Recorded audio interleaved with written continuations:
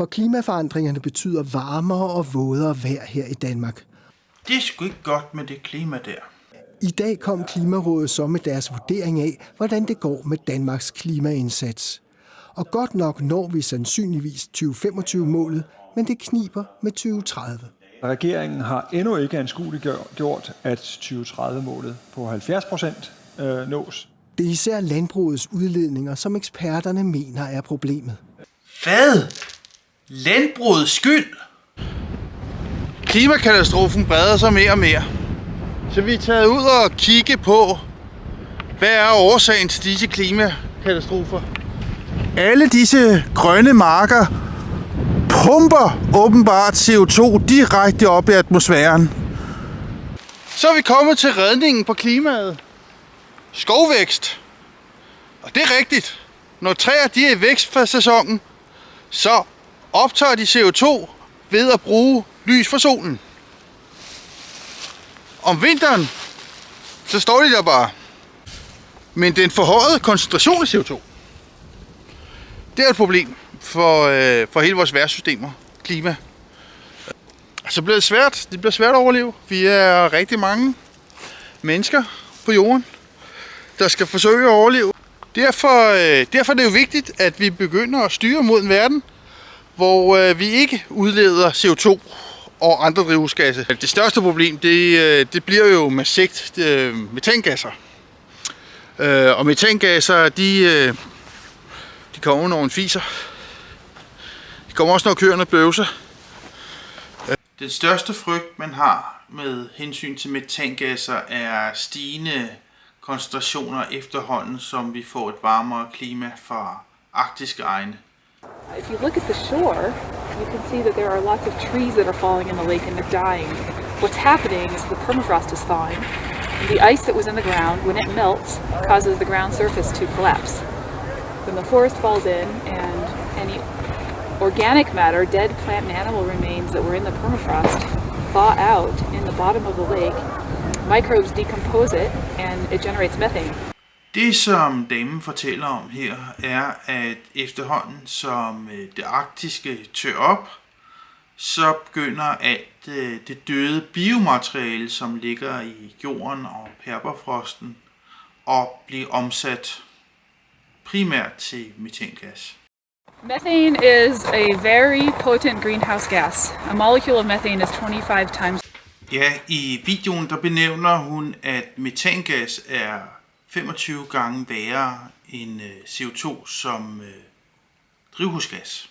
I henhold til det internationale klimaagentur for climate change være 84 gange værre end CO2 målt over en periode på 20 år. Og hvis man måler det over en periode på 100 år, er det 28 gange værre. Kort og lange er, at metangas er en mere potent klimagas end CO2 er. Times stronger than carbon dioxide.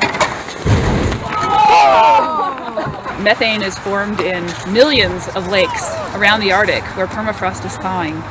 And each year, these lakes are emitting already tremendous amounts of methane. But when we look at how much carbon is in permafrost still frozen, and the potential for that permafrost to thaw in the future, we estimate that more than 10 times the amount of methane that's right now in the atmosphere will come out of these lakes. Dødt biomasse i de arktiske områder er et stort problem med hensyn til produktion af naturlig metangas, der vil blive frigivet til atmosfæren. Men det er ikke bare i arktiske områder, der bliver produceret metangas. Så jeg har også fundet et klip, der er fra et vådområde i Alabama. Water. Crimp off the end. Catch these bubbles. Come up.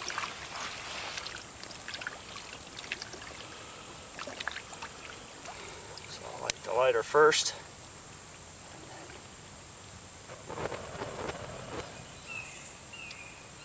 Undervisningsmateriale der på nettet, at de forskellige biomasse, der ligger og går til i naturområder, med tiden udvikler sig og bliver til fossil brændsel.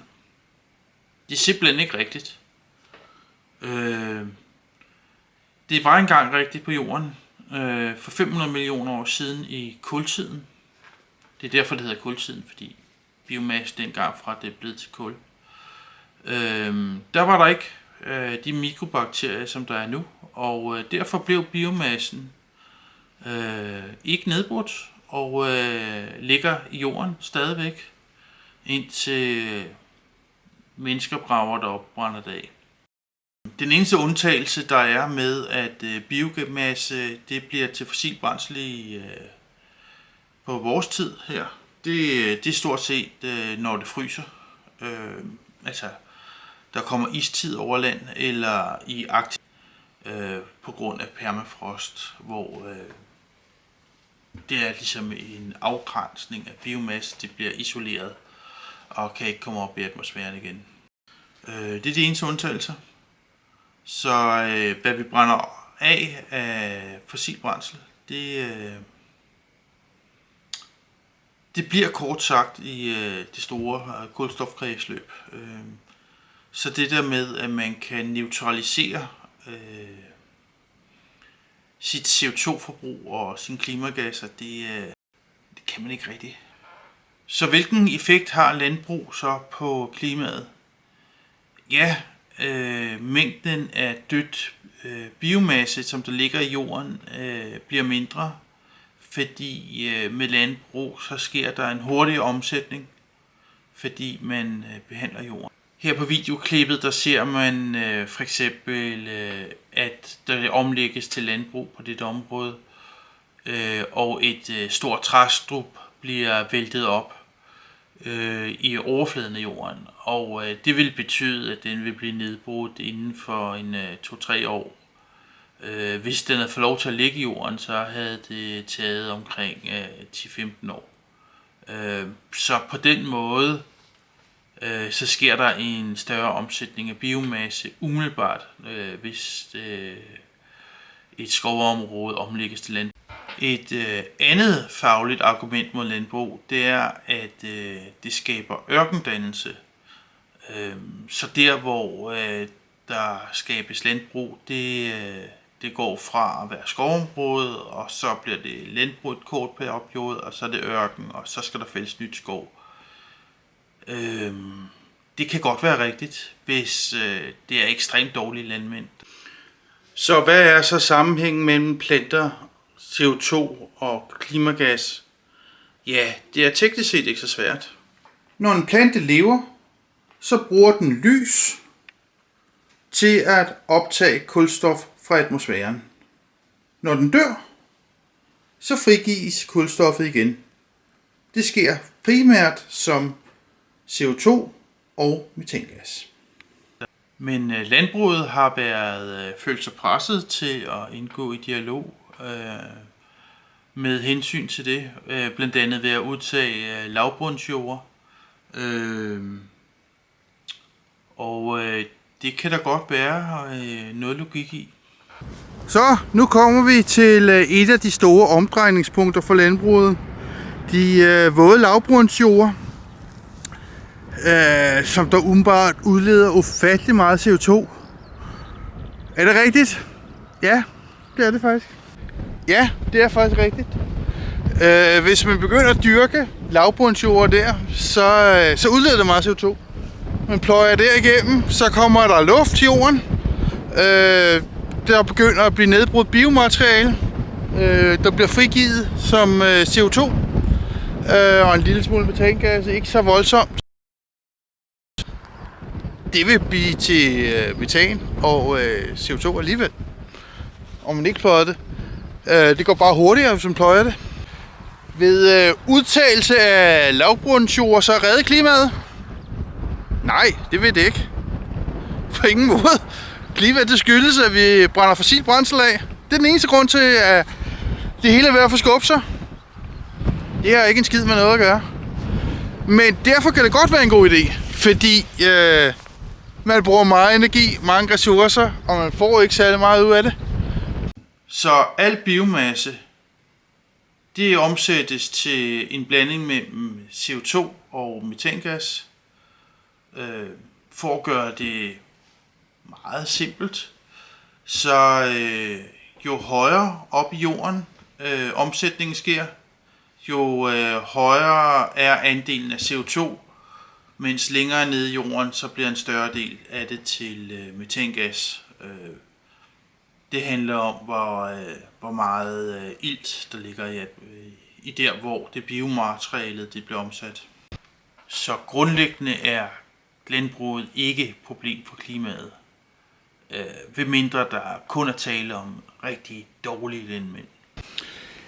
Intet i dette univers, det er stationært. Alting er dynamisk, alting forandrer sig med tid. Jorden er ikke nogen undtagelse. Man snakker hele tiden om, at der er økologisk balance. Det er delvis rigtigt, men balancer bliver hele tiden forskubbet. Hele situationen omkring fossil brændsel og CO2-koncentration er et meget godt eksempel. I fordomstid, der var der ikke små mikrobakterier og andet, der kunne nedbryde det forskellige biomateriale. Og hvad så løsningen? Ja, landbrug er jo generelt interesseret i, at man godt kan udtage de her vådjorder. Når vi kigger på dem, så er det jo tydeligt. Der kan stort set ikke vokse en skid i pløger. Det man kan få ud af det, man kan begynde at dyrke nogle piletræer i sådan et område. Så kan man hver tredje år komme og klippe en tredjedel. Og efter 9 år, så har man, det er jo så en tredjedel og en tredjedel. 3/3, det er det hele. Hvor meget har man så tilbage? Der har man lige så meget, som man startede med, fordi det vokser simpelthen. Pilen kunne så blive til energi. Og energien kan jo så drive samfundet. Det vil sige, at man kan dyrke energi her på jorden bag ved mig her. Der kan man så dyrke mad. Så den seriøse kamp inden for klima, det bør omhandle udfasning af fossil brændsel. Og her mener jeg, at landbruget kan komme til at spille en meget væsentlig rolle i form af at gemme energi i biomasse, fordi de kontrollerer en hel del biomasse. Historien om, at det er landbruget, der er hovedansvarlig for de klimaproblemer, som der i stigende grad ses, den er blevet gentaget så mange gange, at det er blevet til religion. Det er især landbrugets udledninger, som eksperterne mener er problemet. Vi har behov for en drivhusgasafgift på landbruget, som kan... Så disse massive klimaafgifter, som der er på trapperne, kan meget vel betyde, at hovedparten af dansk landbrug må lukke. Og hvad vil det så betyde?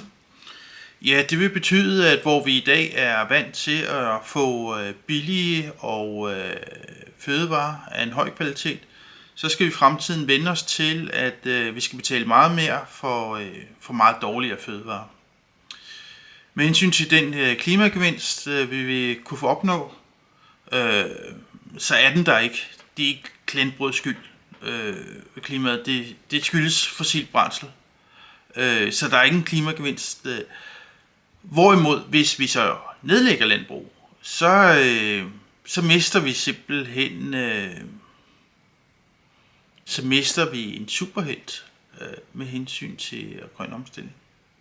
Så jeg synes, at den fornuftige vej fremad, det er at udvikle landbruget, så udover det fødevarer, de producerer af høj kvalitet, også i fremtiden vil hjælpe os med den grønne omstilling, ved at være et form for energibuffer og kunne lagre energi i biomasse.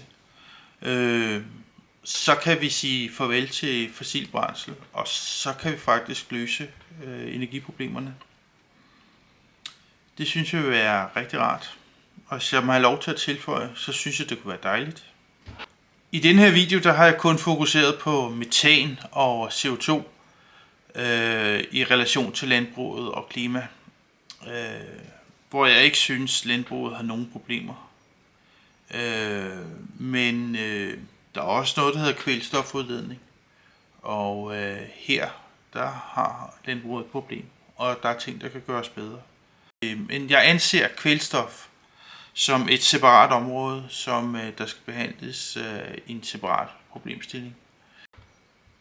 Nu er jeg relativt alene på det her tidspunkt, jeg optager den her video med de her synspunkter. Og imod mig, der ligger der et klimaråd, klimaeksperter, som der alle sammen er rigtig dygtige i forhold til en målestok, som jeg ikke helt har forstand på. Og de har åbenbart de rigtige kompetencer. Og jeg er jo bare en tyk opfinder, der sidder her med en meget høj teknisk begavelse, som der op mod ikke ekspert vil. Så jo umiddelbart så i sådan et akademisk hvem har den største pik-konkurrence, så har de jo et overtag på mig. Det er mig med den lille pik, må man så sige det. Men heldigvis så er der jo lidt hjælp at hente fra H.C. Andersen, der har skrevet et eventyr. Kejserens nye klæder, hvor disse dygtige skræddere med de rigtige kompetencer og de rette holdninger og meget fine folk, de mister alt deres magt, fordi en lille dreng påpeger det helt åbenlyst, at kejseren ikke har noget tøj på. I Kejserens klæder, der handler det om nogle svindlere, der har fundet en lille fidus ved at udnytte en vis narcissisme i et lille samfund, der gerne vil være med på noderne, men ikke helt vil indrømme, at de ikke er det. I vores verden, der er det lidt anderledes. Jeg mener, at Klimaråd og alle disse statsstøttede specialister og eksperter, de har en lyssky opgave, der handler om at skjule den rigtige klimasønder. Og det er simpelthen afbrænding af fossilt brændsel, hvor Danmark er den største producent af fossilt brændsel i hele EU. Ja, det var så den tykke opfinders betragtninger omkring landbrug og klima. Hvis du kunne lide, hvad du ser, så vær venlig og læg en like. Hvis du ikke kunne lide, hvad du så, så vil jeg gerne takke for, at du har set så langt.